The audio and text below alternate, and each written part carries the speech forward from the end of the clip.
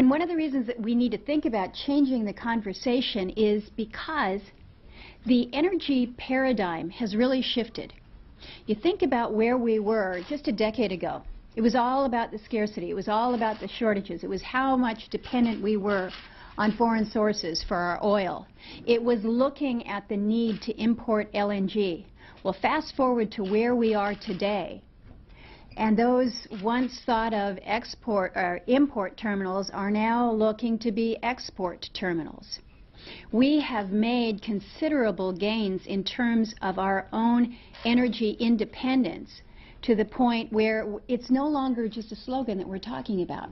So we need to think about what it means to go from an energy discussion that's focused on scarcity to one that's focused on relative abundance, and what that means for us as a nation. I started off my comments this morning, I gave an address to Nehru, and in it I distilled it pretty simply and started off with the proposition that energy is good.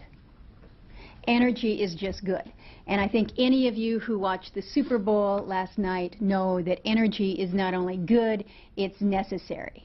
And whether it's keeping the lights on so that we can enjoy the game, or whether it's keeping the lights on so that we can work, this is essential to who we are as a prosperous nation. And when you look at this cover, and there is a reason for the cover here, when you look at where the lights are around the world, these are prosperous nations where the lights are on.